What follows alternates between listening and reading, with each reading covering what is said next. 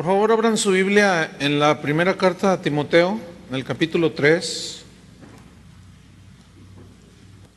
Primera carta a Timoteo, capítulo 3.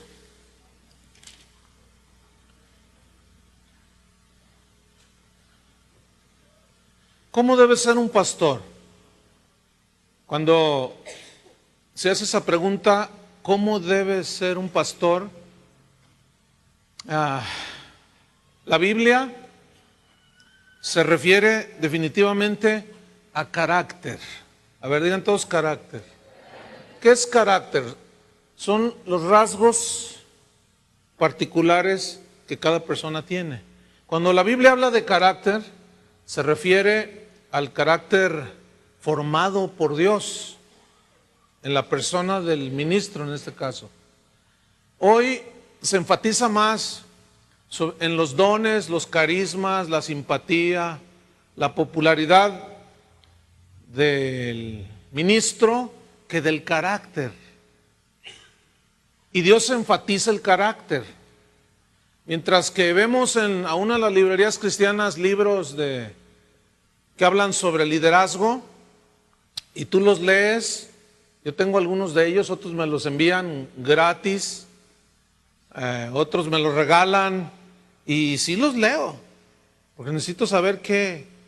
Hace rato me regalaron 2 de John MacArthur, que por ejemplo, todo lo MacArthur, léanlo, cómanselo. Es de los mejores teólogos que hay en el mundo. Y leyendo estos libros, me encuentro de que para ser líder, sé optimista. Bueno, está bien, ok. Sé optimista. Gánate con tu magnetismo a la gente. Magnetismo. Y hablan un sinfín de cosas que tú dices, ¿y eso dónde está en las Escrituras? A nosotros como ministros de Dios nos interesa saber qué dice la Biblia al respecto. No sé ustedes, pero a mí me interesa.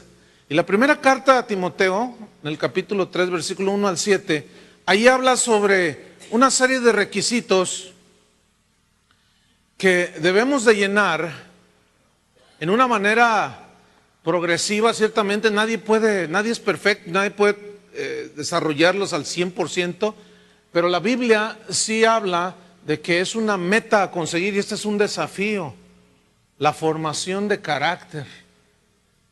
Porque una cosa son los dones y otra cosa es el carácter. Y como alguien dijo por ahí, tus dones te pueden abrir las puertas y tu carácter te las cierra. Un deportista puede ser un excelente jugador de fútbol, el mejor de México, pero el carácter lo hace, será el mejor futbolista de México, pero tiene un carácter. Es enojón, mentiroso, ofensivo, mujeriego. Y en el ministerio, hermanos, Dios le da un énfasis muy marcado al carácter del ministro. Por eso es que ahí encontramos en el versículo 1, dice palabra fiel, o sea, palabra confiable que viene de Dios, certera que viene de Dios. Dice, si alguno anhela, desea, obispado, pastorado, buena obra desea, buena cosa desea. Es un deseo que puede surgir del Espíritu Santo o puede ser un deseo que surge de nuestro buen corazón. Pero el genuino llamado de Dios es el que es motivado por la obra del Espíritu Santo, en el que es llamado el ministerio. Pero luego en el versículo 2, San Pablo dice que es necesario, hay una necesidad. En otras palabras, hay unos requisitos. Es necesario que el pastor, el obispo, el profeta, el maestro, y comienza a dar una serie de requisitos que tienen que ver con el carácter que Dios espera y demanda de un ministro de Jesús. Dice, pero es necesario que el obispo, el pastor, obispo quiere decir el cuidador, el que sobrevé, el que vela por las almas. Dice, sea irreprensible. ¿Cómo tiene que ser? Irreprensible. ¿Qué significa esta palabra? viene de una palabra griega, anekletos, que significa, así literalmente, significa lo siguiente, que está por encima de toda grave acusación. Es decir, que aún lo pueden acusar gravemente, pero no le pueden comprobar nada. Es decir, que no tiene cuentas pendientes con nadie. Ese es un hombre, una mujer irreprensible. Hay pastores que piden prestado a las ovejas y no les pagan. Y lo dicen, no, regálemelo, hermano, pues es para el pastor. No. En primer lugar, el pastor no debe de andarle pidiendo prestado a la gente, para empezar. ¿O no? ¿O hay que pedir prestado? Ahora, si por alguna situación se pide, hay que pagar. Porque luego, ¿cómo se puede poner el pastor a predicar que no le deba nada a nadie y él le debe a media congregación? Hay pastores que van con la gente y le dicen, hermana, Dios me reveló que usted me va a regalar su carro. Ay, pues a mí no me ha revelado, pero a mí sí. Así es que Dios le dice que me dé su carro. Pastores, por el amor de Dios. Eso no se hace. Eso es manosear a la novia de Cristo. Entonces, un ministro irreprensible es aquel que está por encima de toda grave acusación. ¿Se acuerdan que a Daniel lo acusaron de 20,000 cosas? Pero por más que le buscaron y le buscaron, no le pudieron comprobar nada. ¿Por qué? Porque era un hombre irreprensible. Y este es un primer requisito que aparece allí, que de ahí se derivan los demás, porque es imprescindible, hermanos. Es muy importante que nuestra vida sea irreprensible, que no haya acusaciones graves, y si las hay, bueno, que te las comprueben. Ahora, aquí déjeme decirle algo, así como entre paréntesis. El ser irreprensible no significa que nunca peca, que nunca vamos a fallar o que nunca fallamos, no, sino que significa que una persona, un ministro irreprensible es constante en su vida. Su predicación va a la par con su vida personal. Su predicación no contradice su conducta o viceversa. Y cuando falla, no tarda en reconocerlo y ponerse a cuentas con Dios o con el que ofende. Entonces, fíjate, ese primer requisito. En segundo está, en el mismo versículo, dice, marido de una sola mujer. Del griego literal, hombre de una sola mujer. Para que pueda ser ejemplo, para que así pueda edificar familias sólidas y familias perdurables. La inmoralidad descalifica para el ministerio efectivo. Eso es definitivo. Debe ser limpio en su trato con los demás, y sobre todo si es el varón, si es el pastor, tiene que ser limpio en su trato con las mujeres. Alguno preguntará, ¿y qué de David y Salomón? Respuesta es muy simple, ellos fueron reyes, no pastores. ¿Sí o no? Porque luego se saca, no, pues es que David no sé qué. Él era rey, él no fue pastor. En 1 Corintios 9:27, San Pablo dijo, sino que golpeo mi cuerpo. No quiere decir que se flagelaba, así que, ay, órale, ay. Y se iba ahí a la villa de rodillas, no. Es una expresión hiperbólica que habla de una sujeción y de una disciplina que él tenía sobre sí mismo, un dominio propio, para evitar que las pasiones desordenadas lo arrastraran. Y él dijo, golpeo mi cuerpo y lo pongo en servidumbre, es decir, yo domino mi carne, el yo interno, el hombre nuevo, la mujer nueva, domino mis impulsos.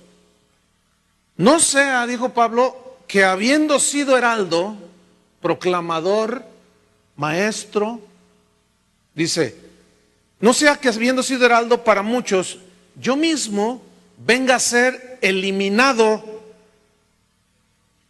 Esta palabra eliminado no significa que pierde su salvación, ni que es aniquilación total, no, porque la palabra que se tradujo por eliminado es adoquimos, que significa reprobado, indigno.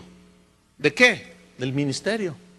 Porque no sea que habiendo sido heraldo, es decir, yo sujeto mi temperamento, mis pasiones, las tentaciones, lucho con la fuerza del Señor, porque de esa manera yo sujeto, golpeo mi cuerpo, lo pongo en servidumbre, yo gobierno sobre mis inclinaciones que se quieren salir por allí. No sea que habiendo sido heraldo, para muchos yo mismo venga a ser reprobado del ministerio, indigno del ministerio. Todos estamos en la posibilidad de caer, de deslizarnos, pero para eso Jesús estableció una disciplina, un proceso de restauración al que se arrepiente, que no se puede decir de cuánto tiempo, pero sí tiene que haber frutos dignos de ese arrepentimiento. Y hoy se ha hecho tan ligero esto que lo más normal ahora en el ministerio es adulterio, divorcio, se volvió a casar, oye, pues hizo esto, se metió una cosa rara por allí y al mes ya lo tienen predicando y con cosas comprobadas. Y ya está ministrando otra vez de una manera así, cuando hay confesión y todo, y no es así. La Biblia establece claramente que debe de haber un proceso, un tiempo en el que la persona necesita ser restaurado. Entonces, este requisito, marido de una sola mujer, habla de una protección para la familia pastoral. Porque la familia pastoral o el pastor y su esposa son el ejemplo a seguir en la congregación, como vimos en la primera conferencia. Es necesario pues que el pastor sea irreprensible, marido de una sola mujer. ¿Qué más dice? Sobrio. Esta palabra sobrio viene de una palabra griega sofrón, que significa sano de mente. ¿Cómo debe ser el hombre de Dios, la mujer de Dios? Sano de mente. Significa moderado en cuanto a las opiniones. Tienen que ser un hombre y una mujer equilibrados, balanceados. ¿Ustedes han visto la figura de un equilibrista que va ahí en el cable y cuando se va hacia la derecha, con la vara hace un contrapeso para poderse equilibrar, ¿no es cierto? Entonces, el hacer el equilibrio no se puede cargar ni a la derecha ni a la izquierda porque se cae. En el ministerio, esto es muy importante. Tener un equilibrio, un balance en todo. No ser un apasionado. No, las cosas son así. Yo he escuchado predicadores que dicen, hermanos, la oración es todo. No, la oración no es todo, es parte del todo.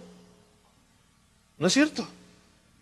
Tenemos que pedirle a Dios, y esto viene a través de la oración y del estudio de las Escrituras, que nosotros podemos llegar a ser sobrios, de mente sana, que significa moderado en cuanto a opinión, equilibrado, moderado en todo, no un apasionado. Pues se fijan cómo son los apasionados, son los que le dicen fanáticos. No, las Chivas es el mejor equipo del mundo. No es el mejor equipo del mundo, aunque les duele a algunos. Sin embargo, dicen que es el mejor. No, ese es un apasionamiento, porque no es el mejor equipo del mundo. No, pues pésele a quien le pese. Pues pésele a quien le pese. La opinión equilibrada y objetiva es que no es el mejor equipo del mundo. Y para que no se sientan mal, el Atlas menos. No hay otros equipos mejores, pero el fanatismo te hace llevar hacia los desequilibrios, y hay todo tipo de desequilibrio doctrinal, todo tipo de desequilibrio en opiniones muy extremas que llevan a la gente al fanatismo.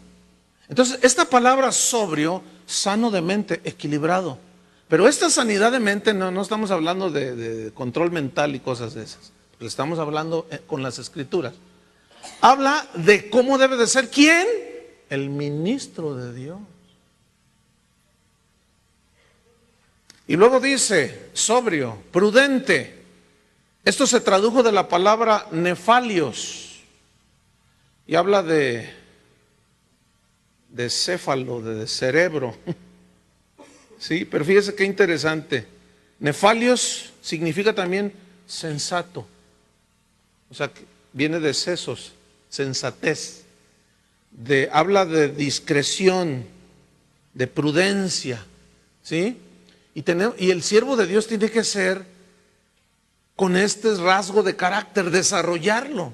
Repito, no somos perfectos. Nadie puede llenar al 100% todos estos requisitos. Pero si estamos en el ministerio, tenemos que trabajar en estos rasgos del carácter de Dios para ser ministros de Dios más efectivos. Si yo les pregunto, ¿cuántos quieren ser efectivos? Todos me van a decir, yo. Aquí el punto es de carácter para poder hacerlo. Prudente, dice. Hace poco unos familiares míos que viven en otra parte del país me preguntaron, oye, fíjate, cuñado, me dice, sobrino, me dice ella, fíjate que pues estamos muy tristes porque en la congregación donde vamos, pues la gente se está empezando a ir de la congregación. Le dije, ¿pero por qué? ¿Hay alguna razón? Dice, pues es que, dice, es que el pastor cuenta chistes rojos en el púlpito. ¿Qué? Dice, mira, te vamos a contar nomás uno. No se los voy a contar. Eso es obvio. Yo le dije, no me digas. Dice, sí. Le digo, oye, pero ¿es pastor? Pues algunos ya se están preguntando si es pastor. Contar chistes rojos. ¿A dónde vamos a llegar, hermano? Esa es una imprudencia impresionante. No hay sensatez. Otra persona en algún lugar por ahí de Centroamérica me decía, oye, pastor, fíjate que pues hay problemas allí, pues yo soy el copastor, pero ahorita hay muchos problemas en la iglesia, ¿qué hacemos? Y te puedo contar, a ver, cuéntame, a ver si yo te pudiera decir algo. Es que, fíjate que durante el mundial de fútbol, pues el pastor se fue al mundial. Y le digo, bueno, pero en sí mismo no tiene nada de malo que un pastor se vaya a ver el mundial. Y dice, pues sí, pero es que dejó la iglesia y se fue 3 semanas. Y él cada domingo está siempre, y no vayan al fútbol, porque diario hay fútbol aquí, a la hora del servicio, pero él sí se fue allá. Esa es una imprudencia. En sí mismo no es nada malo, ¿no es cierto? Yo de vez en cuando, ahorita ya no, es más difícil, pero la última vez hace ya años, que fui a ver un partido de fútbol, a mí me gusta el fútbol. No tiene nada de malo, pero todo me es lícito, pero no todo me conviene. Y muchas imprudencias, hermanos, las pagamos caro. Por eso la Biblia dice que tiene que ser sensato, sabio, de mente sana, equilibrado, que sepa poner las cosas bien en equilibrio. Y esto se ajusta con lo de prudente, sensato, decoroso, dice, en el mismo versículo, es la quinta característica. Y esta palabra decoroso se tradujo de la palabra cosmios, de donde viene cosmos, que significa orden de los planetas, ¿sí? Y esta palabra cosmios, de donde se tradujo decoroso, significa aquí ordenado, fíjate, ordenado, de orden, ordenado, pero la palabra implica en todas las cosas, ordenado, fíjate, ordenado en su casa, ordenado en su trabajo, ordenado en la iglesia, ordenado cuando anda en la calle, ordenado, trae su carro limpio, ordenado, él anda ordenado. Habla de un orden de todo. Y repito, viene de la palabra cosmos, que habla del universo. Y si ustedes se fijan cómo Dios todo lo puso en orden. Y ese de ahí se extrajo la palabra para decir que el siervo de Dios tiene que ser ordenado.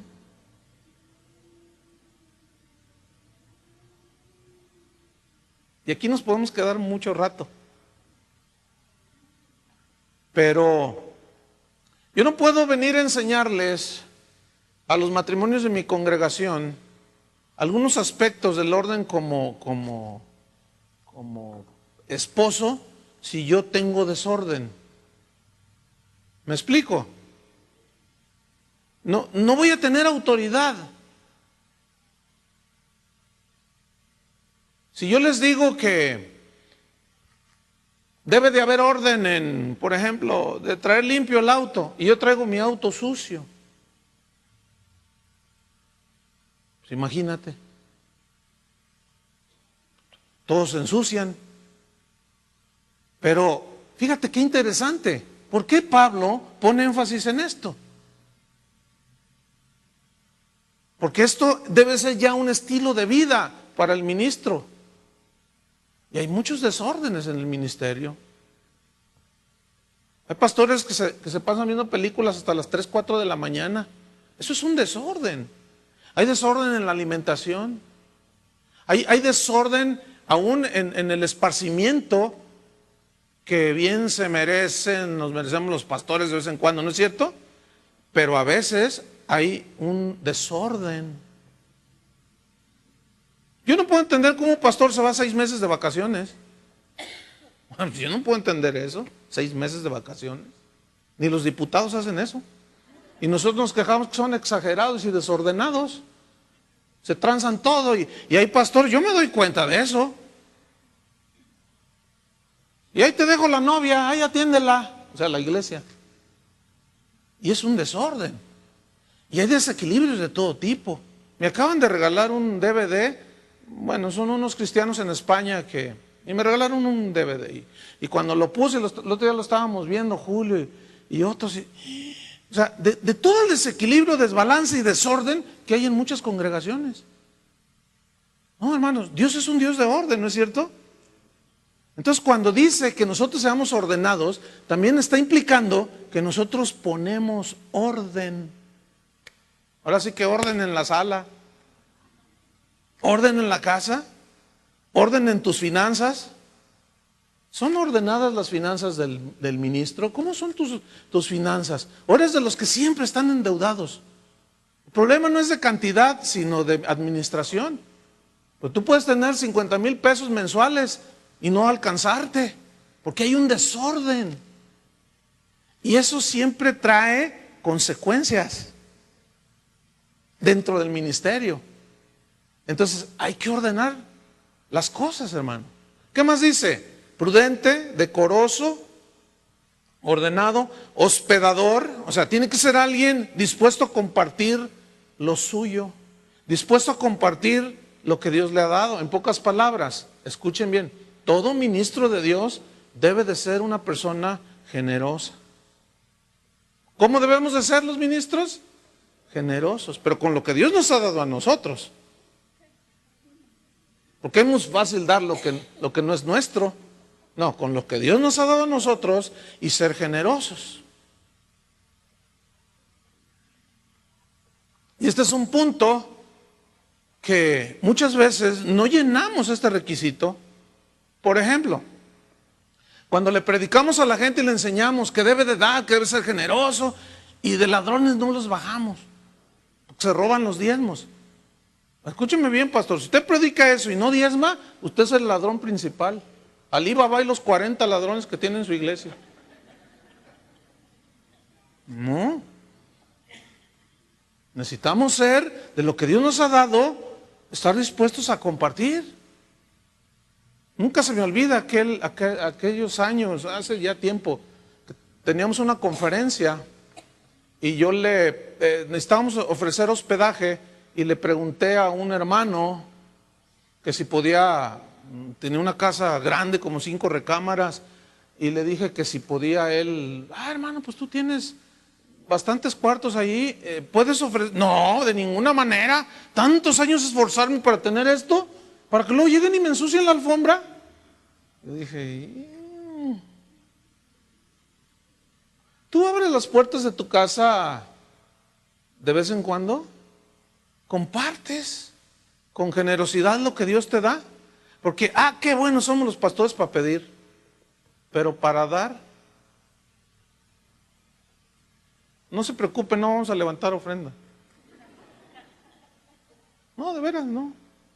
Pero tiene que ir en un balance, con decoro, en un orden. ¿Sí? Si nosotros pedimos de la gente, nosotros debemos de serlo primero. ¿No es cierto? No se trata de andar tocando trompeta y que yo hago esto. No, no, no, no. Pero de corazón generoso, compartiendo. ¿Qué más dice? Prudente, hospedador, apto para enseñar, implica conocedor de la palabra de Dios. Tiene que ser un asiduo estudiante de la Biblia, pero también tiene que tener la habilidad para comunicar las verdades de Dios. Para esto se requiere de cierta formación, aún en las cosas técnicas. El requisito imprescindible es saber leer, pero no creo que no haya aquí alguien que no sepa leer. Yo conocí a un hermano, no sé si el hermano Pablo se recuerda, se llamaba el hermano Timoteo, allá en la Sierra de Guerrero. ¿Qué es Guerrero? Toño Lázaro, por allí. No sabía escribir, no sabía leer. Y un día, yo lo conocía, pero yo nunca lo había oído aplicar, yo ni sabía eso. Pero un día me tocó irlo a predicar, entonces agarra su Biblia así, ¿no? Sí se ve que la tengo correcto, ¿no? Entonces la tenía así. Y yo estaba ahí en la primera fila. Abran su Biblia en Génesis capítulo tal. Y empieza, y todos leyendo.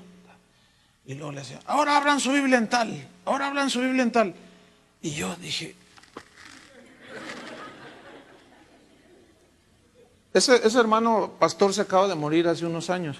No sabía leer ni escribir, pero escuchen, se sabía la Biblia de memoria. ¿Te acuerdas, Toño? Y cuando me dicen, es que el hermano no sabe leer. Y dije, ¿y cómo le hace? No, es que su esposa le lee todos los días la Biblia. Hermanos, escúchame bien, si una persona que no supo leer ni escribir, se aprendió las escrituras, hermanos, escúchenme bien, no hay pretexto. Si alguien de plano no se pone a estudiar las escrituras, mejor renuncie. Mira, seguido se roban los carros aquí afuera, te damos chamba de cuidar carros.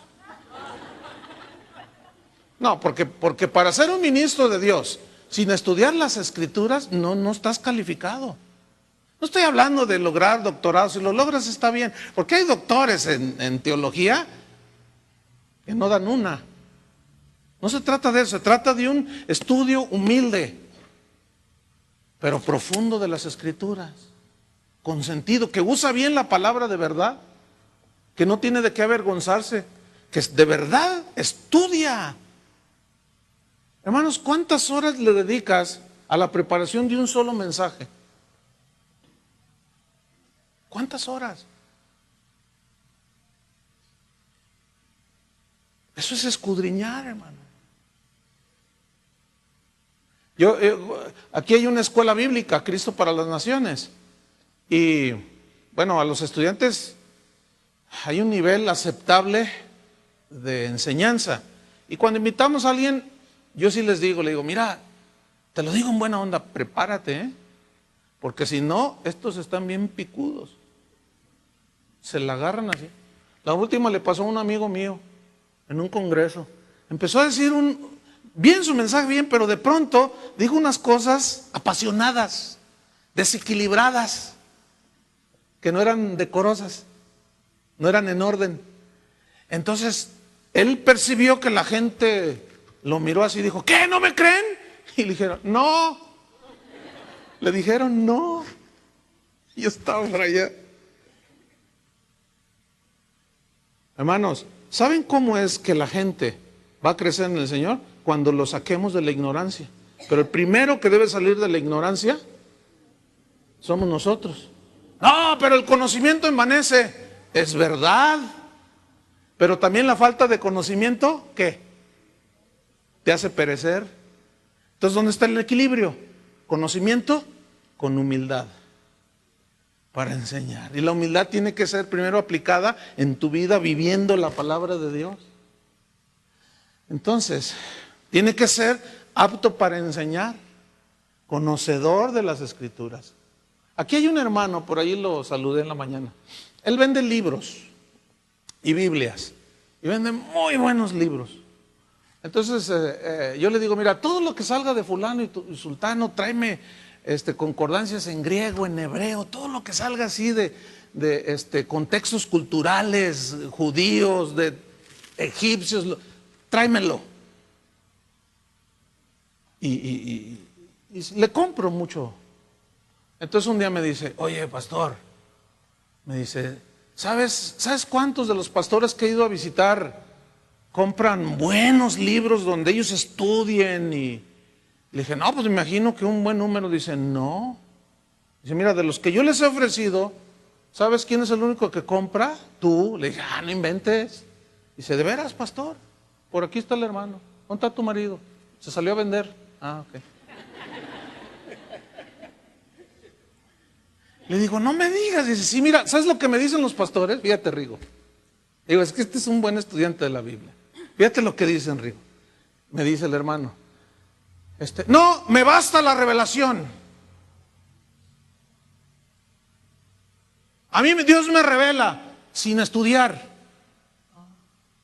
¿Saben que Dios nunca ha bendecido la ignorancia? ¿Se acuerdan de Apolos, que era un hombre poderoso en su predicación? ¡Ah! ¿Se acuerdan? Fogoso predicador. Y dice que Priscila y Aquila lo oyeron y dijeron, no, le falta. Entonces dice que cuando terminó lo agarraron aparte y le dijeron, oye, mira, tienes que corregir unas cosas. Y le expusieron más correctamente el camino de Dios. ¿Se acuerdan? Que está en el libro de los Hechos. Y Apolos se enojó y dijo, no, yo pura revelación. No, recibió. Hermanos, dejen de leer todo ese tipo de literatura de que la cruz y el puñal. Eso déjenlos para los que no conocen a Dios. Compren, mira, mínimo tienes que tener una concordancia en griego y en hebreo. Mínimo, así, mínimo. Ya de ahí para adelante, todo lo que tenga que ver con contextos culturales, de costumbres, eso te ayuda muchísimo a entender las Escrituras. Y aquel que diga, no, yo no necesito eso, está bien, ni modo. ¿Qué más se le puede hacer? Pero la Biblia dice que tiene que ser apto. ¿Y qué es apto? Habla de aptitudes. ¿No es cierto? Alguien puede decir, no, pues a ver, ejerce sin tener título de doctor, pero puedo saber de medicina, ¿sí? Pero no estás habilitado legalmente para ser médico, ¿sí o no? Entonces, un médico no es médico nada más así, tiene que estudiar. No dicen, pues yo soñé que era médico. Pues yo soñé que era pastor. Pues sigue soñando que eres pastor.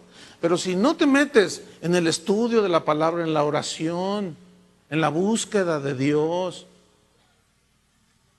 no vamos a ser aptos para enseñar, hermanos. ¿Qué más dice? Prudente, decoroso, hospedador, apto para enseñar, no dado al vino. Esto significa, viene una palabra griega, paroinos, que significa junto a. Alguien que está constantemente junto a, en este caso, junto a la botella. Ya es el colmo, ¿no? Imagínate un pastor junto a la botella. Pero aquí habla de una inclinación hacia cosas que te atan las manos para hacer bien el ministerio. Aquí dice del vino. Definitivamente un ministro de Dios no debe ser un borracho, pero puede ser que alguien sea muy aficionado al cine, muy aficionado a la televisión.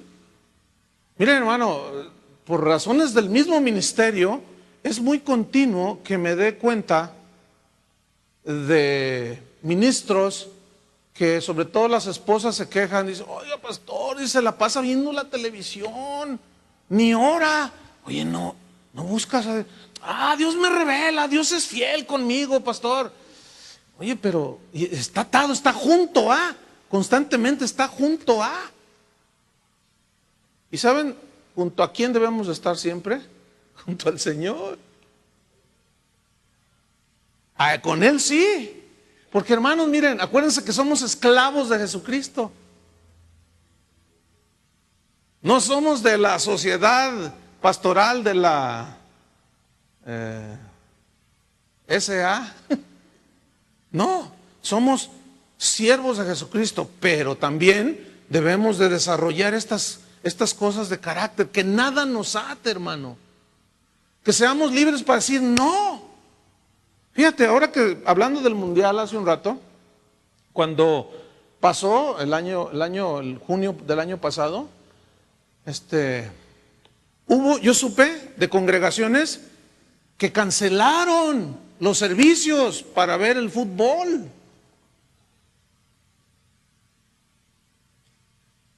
¿Tiene algo de malo ver el fútbol? En sí mismo no. Pero escuchen bien, un domingo cuando jugó la selección, a la hora donde la mayoría de las iglesias de México tienen reunión, cambiarlo para ver el fútbol, ¿será prudente? ¿Sabio? ¿Decoroso? ¿Irreprensible? Y el culpable es el pastor. Pero las ovejas carnales, ¡qué buena onda es el pastor! No podemos, hermanos. Fíjate la enseñanza que se le está mandando a la gente. Cambiar la adoración a Dios, el estudio de la palabra de Dios, por ver un triste partido de fútbol. Luego México fue eliminado. Viene doble condenación. Porque luego, ay, ni ganó México y ni fui a la iglesia. Claro, el pastor que hace eso, escucha lo que estoy diciendo y dice, religiosos. Está bien, religiosos. ¿Verdad que somos una bola de religiosos? Está bien, sí. Prefiero que me digan eso.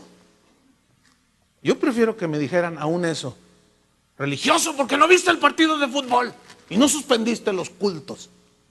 Yo prefiero eso a que el Señor un día me diga, ¿cómo es posible, Chuy? ¿Qué era más importante? ¿Ven todos los desequilibrios que hay? Y todos esos son mensajes a la gente. Y luego queremos que la iglesia camine. Va a caminar toda chueca, minusválida. Apto para enseñar, no dado al vino, no pendenciero. No, esto significa no un buscapleitos, significa no uno que golpea con los puños. Así literalmente que se agarra a trompadas. Nunca se me olvida lo que le sucedió a mi hermano que tengo aquí enfrente, ministro del Señor también. Hace muchos años había una liga de equipos de fútbol de todas las iglesias cristianas aquí en la ciudad. Estaba bien, ¿no? La cosa. Pues estábamos más jóvenes y jugábamos. Hasta yo metía goles, imagínense. Con mi A acá atrás. Y el que entienda, entienda. Bueno, entonces estábamos jugando allí. Y mi hermano, bueno, más o menos allí movía el balón. Ya era la final. Entonces estábamos jugando contra otra iglesia. Entonces, pues aquí mi hermano, pues se burla al pastor. No se burló, lo burló jugando. Hizo un dribbling. ¿Te acuerdas, Chuy, de eso? Y pues, pum, les mete un gol. Y luego, cuando le dábamos la pelota, se vuelve a birlar ahí al pastor. Y que se enoja el pastor. Y que le tira un patadón al otro pastor. Que el árbitro, no era cristiano el árbitro, sacó la tarjeta y fuera, dice. No, que quién sabe qué, que yo, que soy pastor, pero les parto quién sabe qué. Así dijo. ¿En serio? ¿De veras? ¿Sí o no, Charlie? ¿Te acuerdas de eso? Las ovejitas, la porra de ese pastor. Después un contingente vino conmigo, perdone al pastor, es que así es él. Así es él. Entonces yo me acerqué y le dije, oye, pastor, tú también, que yo seré pastor, pero yo quién sabe qué te parto. En serio, hermano, no estoy exagerando. Pregúntame cómo está esa iglesia. Pregúntame cómo estaban esas ovejas, todas partidas las pobres. Es que no puede ser, hermanos. Puede ser. y que puso una corretiza que nomás que lo agarraron, las ovejas de él lo agarraron. Véngase ya, pastor. No, que quién sabe qué, que ay, Dios los bendiga. Y que... Impresionante, hermano. Qué increíble, ¿no? No codicioso de ganancias deshonestas. Ay, tan solo en este punto tengo 25 mensajes de hora y media. No codicioso de ganancias deshonestas. La palabra griega está bien difícil de pronunciar, ahí la dejamos. Pero significa alguien que no le importa la manera de ganar dinero. Dice, no, el ministro de Dios no debe ser así.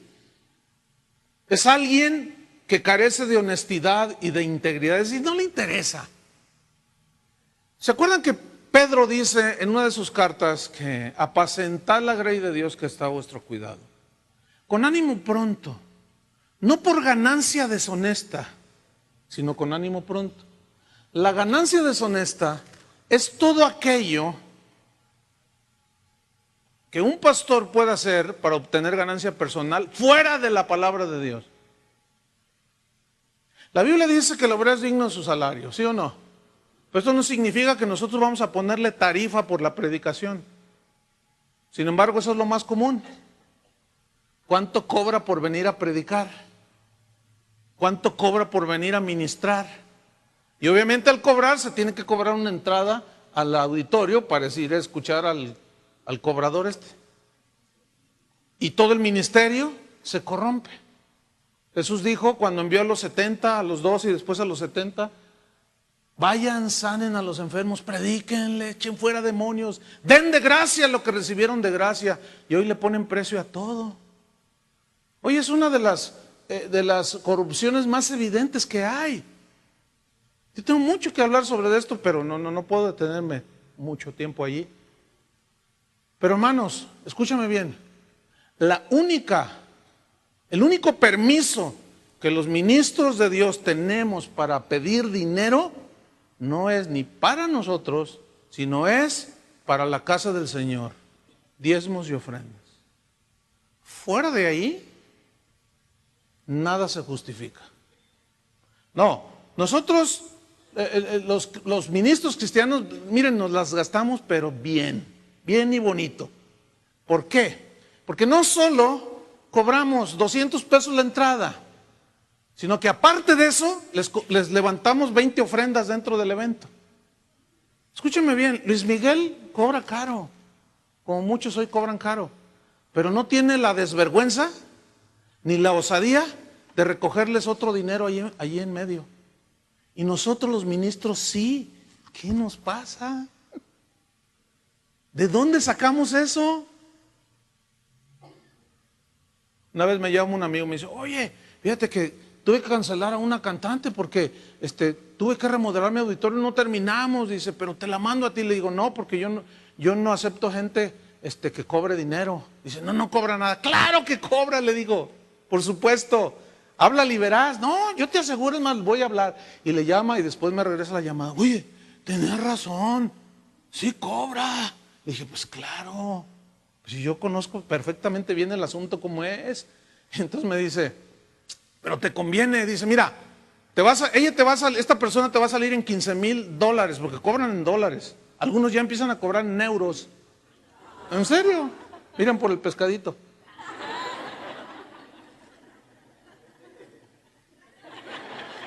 Y empiezan a cobrar en euros. Dice, es cierto que vas a gastar $15,000, pero te va a dejar 15,000 de ganancia. Ah, mira que...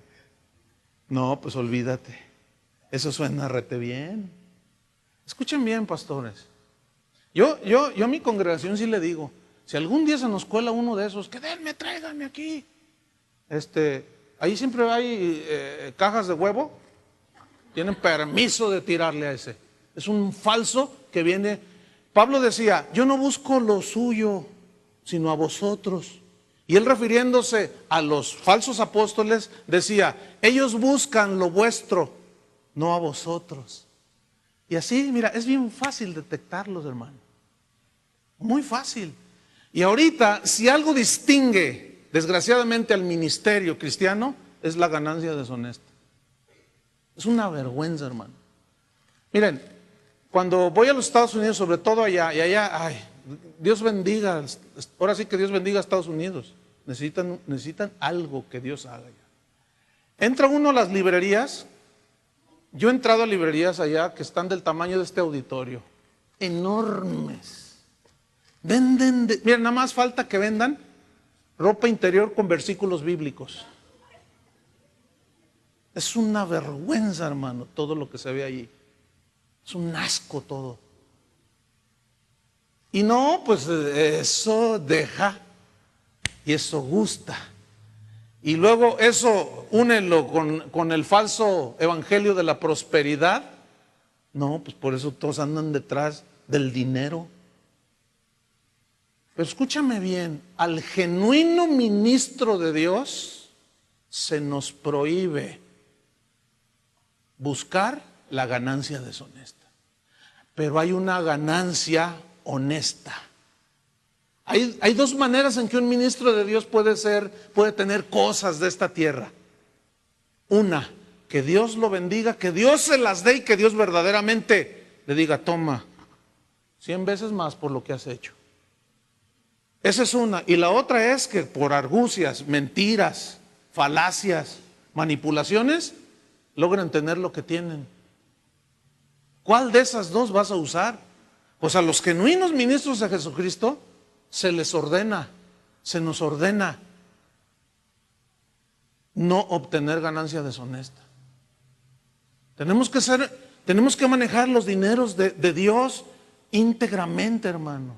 Cada peso, cada centavo. No somos diputados del Congreso de Jalisco, que hacemos lo que sea y nos gastamos todo y no damos cuentas a nadie. No. Tenemos que ser derechos íntegros, hermano, con los dineros de Dios. No podemos mal usarlos, porque vamos a dar cuentas. ¿O ya se nos olvidó? Qué rápido se nos olvidó. Apenas Dios nos habló en la mañana y ya se nos olvidó. Después de hora y media. No, hermano, fíjate, no codicioso de ganancias deshonestas. Es un requisito imprescindible. Pero ahora nada más ay, vamos a hacer este evento, metemos tantos, nos sale tanto y nos ganamos tanto. Pero ya no voy a hablar más de eso. Porque tiene que ser también amable. ¿Qué dice allí? Amable. ¿De dónde viene esta palabra? Dice, no pendenciero, no codicioso de ganancias deshonestas, sino amable. Viene de una palabra griega, también un poco difícil de pronunciar, ahí la dejo mejor. Pero significa tierno, significa gentil. Mira, una vez el hermano Pablo, que está aquí con su esposa, que nos compartió hace un rato, hace años me dijo, mira Chuy, bueno, quiero decirles que ellos han sido nuestros tutores durante toda la vida. Desde que nos convertimos, siempre han estado ahí enseñándonos, enseñando, y está checando lo que estoy enseñando ahorita. Y una vez me dijo, dice, a ver Chuy, ven para acá. A ver, hermano Pablo, dígame. Dice, ¿sabes cuál es la prueba? Hay una prueba muy importante para un verdadero pastor. Y yo le dije, ¿pero cuál es? Dice, mira, es muy simple. ¿Se te acercan los niños de la iglesia? Y yo dije, ¿cómo que si se me acercan? Dice, sí, se te acercan los niños, te buscan. No, pues no me he fijado, no. Mira, a Jesús se le acercaban los niños. Porque los niños, esos son bien listos. Y el que está así medio, le dan la vuelta. Yo le dije, me dijo, mira, el hermano Pablo, vete, me dice, y empieza a fijarte si los niños de la iglesia se te acercan. Y yo salí temblando, porque dije, ay, pues sí, ¿no? Porque entonces, eso me lo dijo después de una reunión. El siguiente, un domingo llego Y digo, ay, pues vamos a ver la prueba. Y los niños se acercan.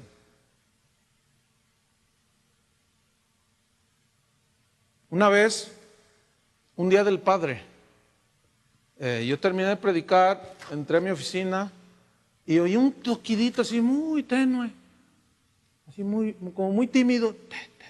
Y yo, sí, y nadie contestaba, pero seguían tocando.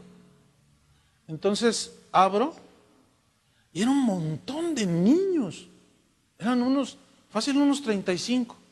Entonces una muchachita, una adolescentita dice, pastor, yo represento a todos ellos. Yo le dije, ¿qué vas a hacer, un sindicato? Dice, no.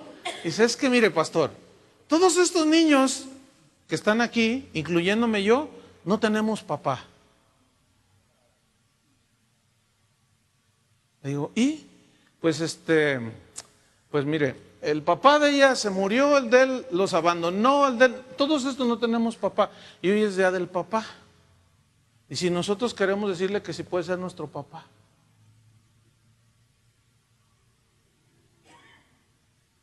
Entonces yo los abracé. Y todos esos niños pues ya han crecido. Y muchos me dicen, papá. Pues esa prueba, hermano, no sé de dónde la sacó el hermano Pablo, pero eso así me la dijo. ¿Y por qué? Porque los niños, hermanos, saben. Los niños saben.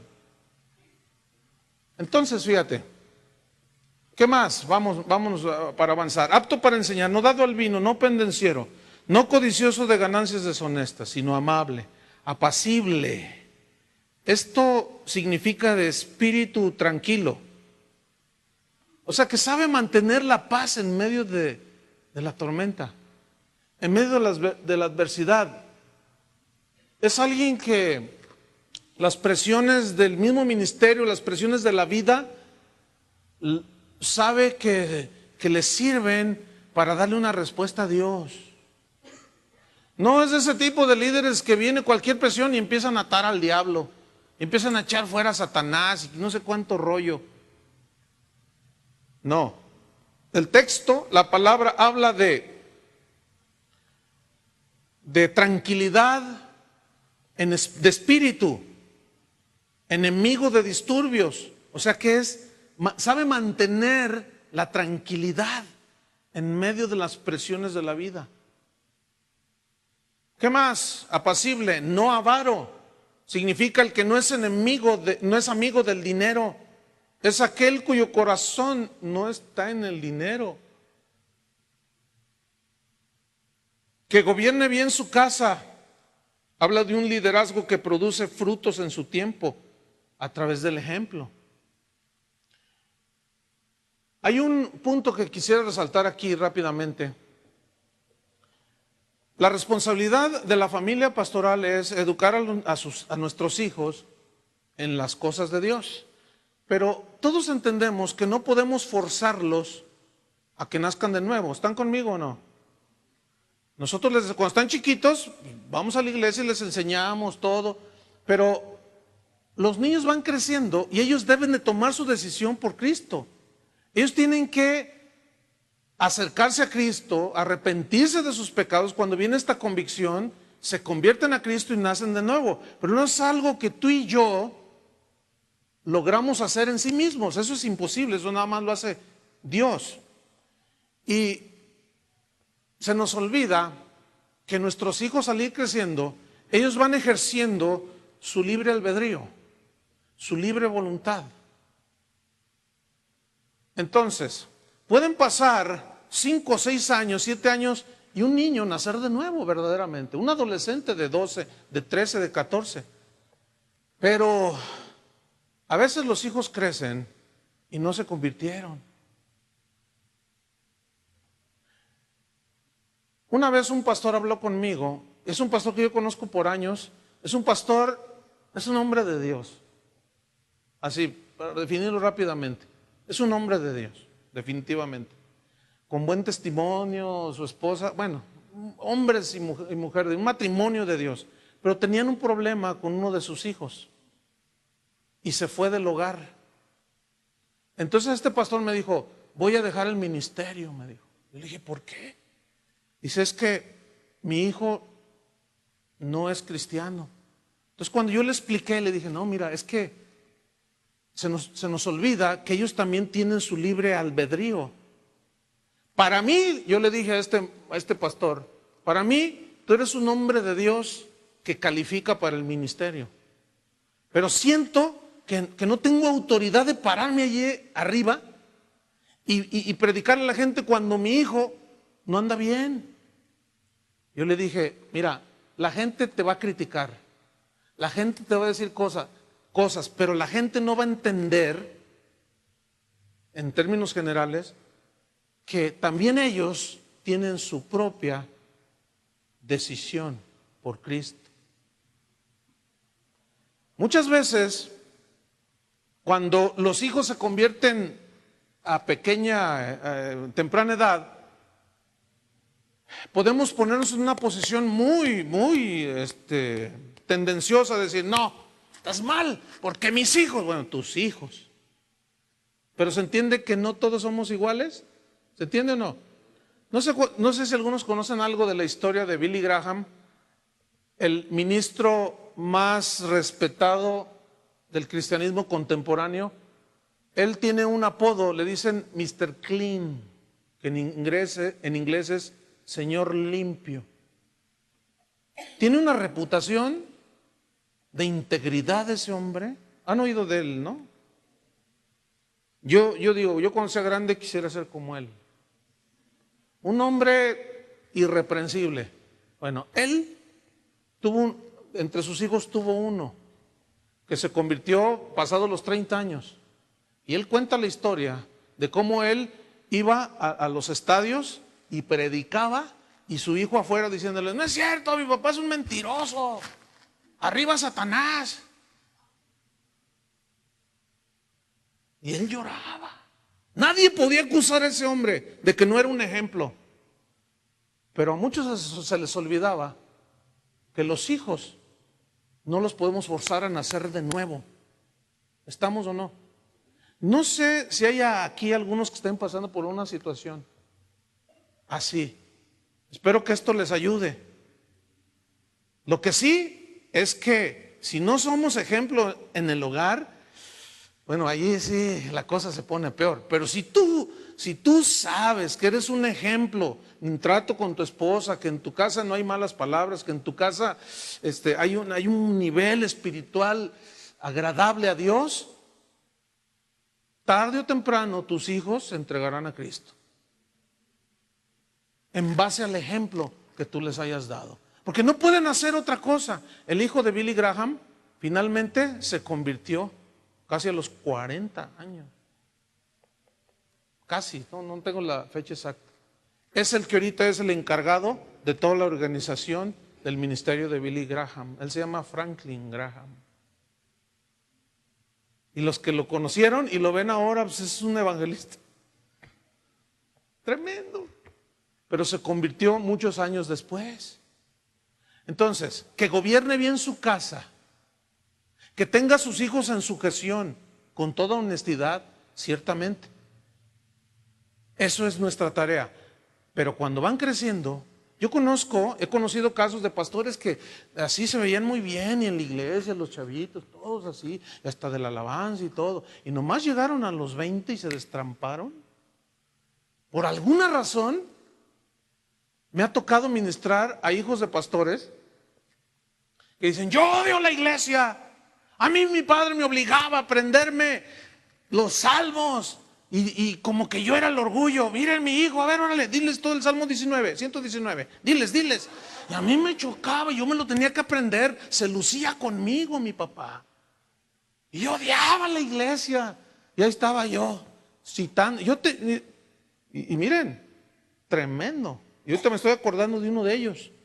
Me decía, mira, Proverbios 25 dice esto, versículo tal, el Salmo tal, se sabía. Yo le dije, oye, dice, no, si mi papá me traía viajando, yo era la atracción.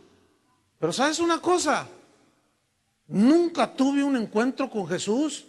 Yo no soy hijo de Dios. Se metió a las drogas, era borracho, era... Cuando él se casó, me dijo, oye, pastor Chuy, ¿me casas tú? Y yo le dije, no, que te case tu papá. No, mi papá es un religioso. Así me dijo. Yo le dije, bueno, habla con él, no sé, si tú quieres yo te caso. Mire, para no hacerla larga, pasaron 33 años, 34, 35, no sé. Y un día estamos aquí en una reunión y yo lo vi entrar a este hijo de pastor.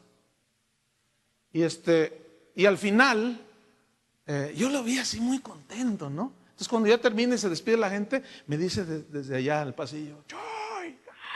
Dice, ya soy cristiano. Y andaba diciéndoles a todos que ya era cristiano.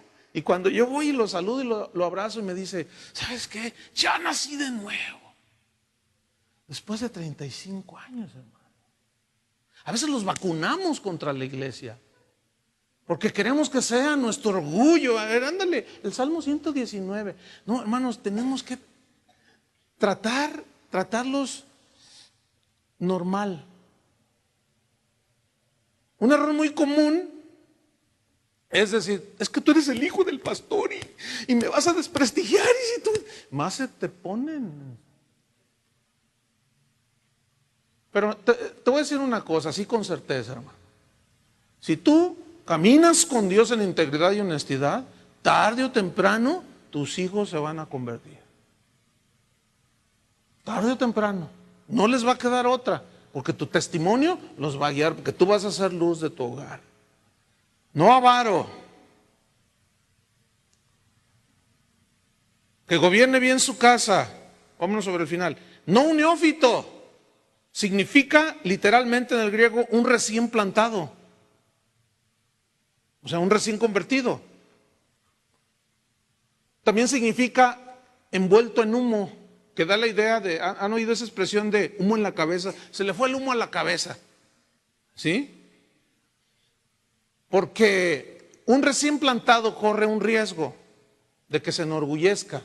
Y uno de los errores más comunes de los últimos años dentro del ministerio es que se convierte un famoso y a los 15 días ya lo tenemos cantando y predicando. Y eso ha provocado un vituperio para el evangelio, porque eso al rato andan chafeando. Como no tienen base, no tienen nada, pero como es famoso, lo ponen ya a testificar. Al mes de convertido ya lo traen dando campañas. Y la Biblia es clara, no un neófito. ¿Qué va a enseñar un neófito? ¿Te imaginas que tú llegas a la universidad, ya vas a recibir tus clases para ser doctor? Allá con los tecos. Y luego sale un niño y le dice, 2 por 2, 4, 3 por 2, 6. Tú dices, ¿y esto qué? No, pues es el maestro. Ni una universidad te va a hacer esa tontería. Y nosotros sí lo hacemos. Hágame usted favor. Allí no hay sensatez, no hay prudencia, no hay sabiduría, no hay orden. Y por eso la iglesia es un desorden.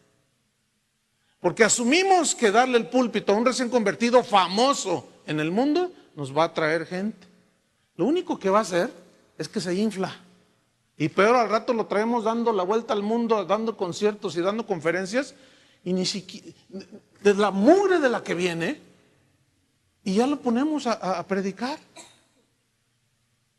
No voy a decir nombres en esta ocasión, pero pues es de todo sabido. ¿Cuántos artistas se han convertido?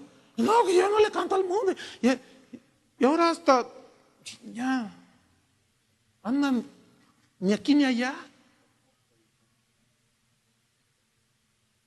Bueno, yo he sabido de gente en el ministerio que tiene un año de cristiano y ya es apóstol. No, como dijo una vez el hermano Pablo. Dijo, no, pues si él es apóstol, yo soy el arcángel Gabriel. Imagínate. No, hermano, no un neófito, no un recién plantado. Este tiene está recién plantado, tiene que crecer, tiene que dar fruto, tiene que ser moldeado, perfeccionado, trabajado. Entonces, como dice Pablo en la primera carta, capítulo 2 que leímos, encárgales a hombres fieles, que sean idóneos. Pero ya está hablando de gente madura. Entonces, nosotros necesitamos de guardar estas y de trabajar sobre estas características. Vámonos sobre el final. Que tenga buen testimonio de los de afuera, es decir, de los incrédulos. ¿Qué hay de los incrédulos? ¿Cuál es su opinión de los incrédulos? ¿Qué piensan los vecinos de nosotros?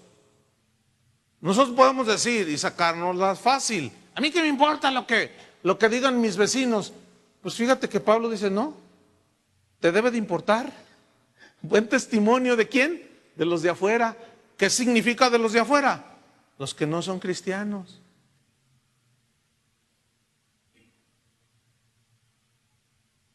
¿Qué piensan los del al lado?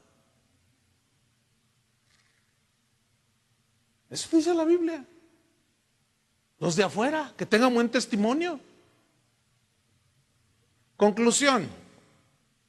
Si un pastor no desarrolla este carácter y está dispuesto a cumplir la encomienda de Dios a la manera de Dios, con los principios de Dios, si no está dispuesto, entonces por favor, por segunda ocasión, les digo con todo respeto, por favor renuncie al ministerio y busque otra ocupación. Déjeme terminar con unas palabras que alguien me mandó por internet sobre las cualidades de un pastor, que un pastor debe de tener. Se las digo así rápido.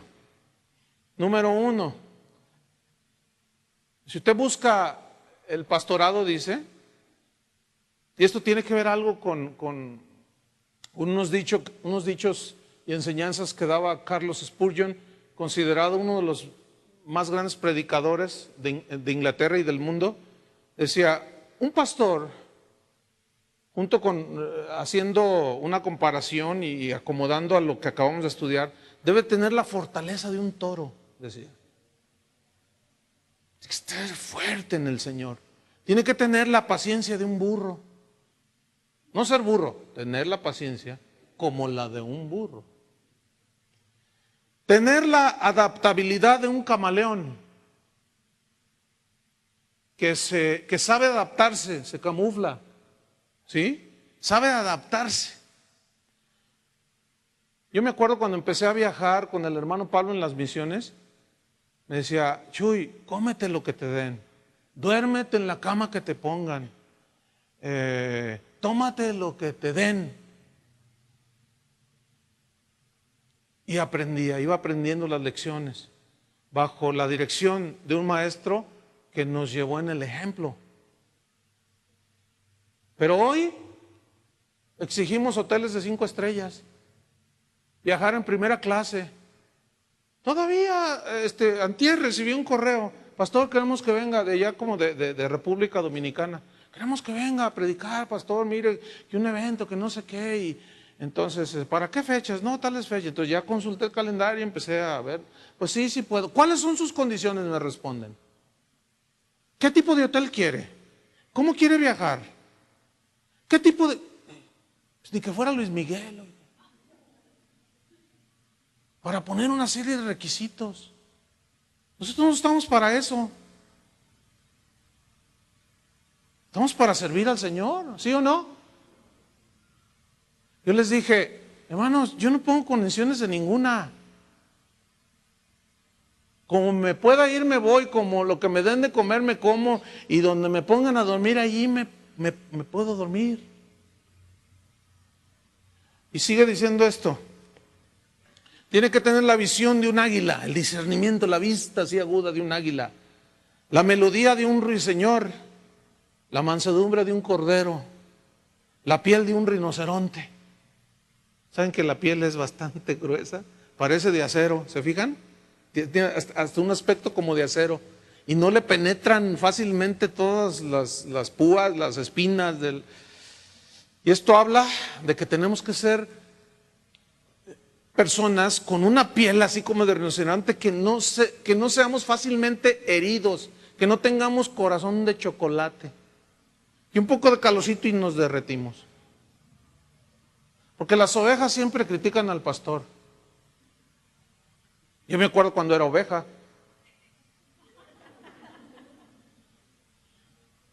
las ovejas dicen cosas, hermanos. Y tenemos que tener la piel de rinoceronte para no dejar que nos hieran, que nos penetren. Una vez el pastor Holland dijo: Dios me ha mostrado, y es una realidad, que yo decido ofenderme o decido no ofenderme. ¿Cómo? ¿Sí? Yo decido si la ofensa penetra. Yo decido. Si decido que no penetre, no penetra. Y eso es guardar el corazón. Porque de otra manera no podemos predicar con libertad ni ministrar, hermanos. Estamos heridos contra la congregación, imagínate. La disposición de un ángel, la resignación de un enfermo incurable que acepta la voluntad de Dios como es, la ternura de un pastor de ovejas y la fidelidad y lealtad de un apóstol verdadero. Hermanos, este es el desafío del ministerio. Está pesado, ¿no? En nuestras fuerzas, sí. En las de Dios, no. Porque nos fortalecemos en el poder de su fuerza. Nuestro alimento debe salir de la Biblia. Debemos de nutrirnos de Dios y su palabra. Entonces, déjenme decirles algo, hermano. El ministerio ciertamente es fatigoso. Hay dificultades, pero también tiene su lado de satisfacción, hermano. ¿Sabes qué se siente cuando casas una pareja que hace 24 años tú los presentaste al Señor? ¿Sabes que eso se siente muy bien? Cuando los ves crecer. Yo hay algunos así, ya hasta tienen hijos, y luego a mí ya me ha tocado presentar los hijos de los hijos. Y hay veces que llegan parejas, ¿no?, que se quieren casar, y ya después de casados, oye, ¿sabes que yo cargué a tu marido? ¿Cómo? Y dice, sí, y hasta lo limpié una vez que me orinó el chiquillo. Y luego, ¿cómo? Y dice, sí, porque yo lo presenté al Señor. ¿Sabes lo que es eso? Es una satisfacción que no la puedes comprar. Y luego cuando ya tienen sus hijos y los ves crecer, y luego ya te traen a sus hijos y los presentan aquí. Eso es muy valioso, hermano. Por un lado, el trabajo fatigoso, pero por otro, el ver el fruto del trabajo. Vale la pena. ¿Aceptan el desafío del ministerio? Vamos a orar. Pónganse de pie.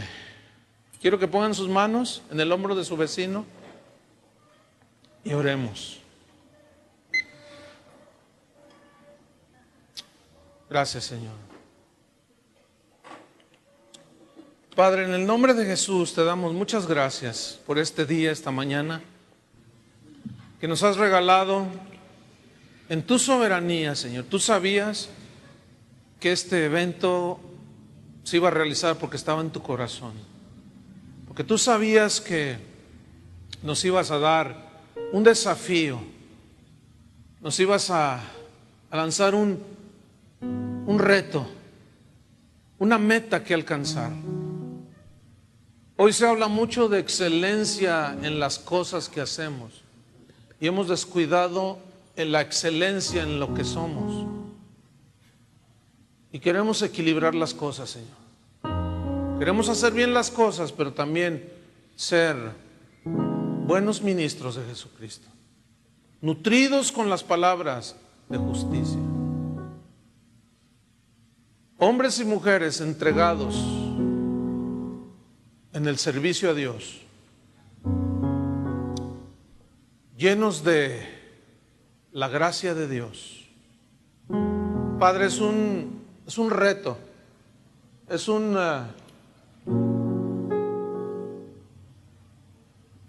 reto que debemos de aceptar. Y aquí estamos, Señor. Tú conoces nuestro corazón, tú conoces nuestras intenciones verdaderas. En el nombre de Cristo, aceptamos ese desafío, Señor.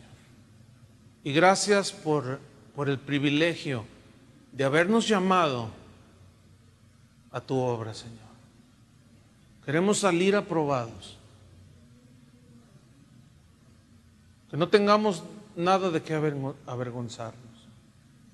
Oramos de una manera especial por los hijos de los pastores, por nuestros hijos, Señor. Sabemos que no todos andan en tus caminos, pero si nosotros caminamos en santidad, en temor de Dios, en obediencia, nuestro ejemplo va a ser una influencia determinante para su conversión. Ayúdanos, Señor, a ser ejemplos en nuestro hogar y en la iglesia. Te lo pedimos en el nombre de Jesús. Amén. Gracias, Señor. Que Dios les bendiga.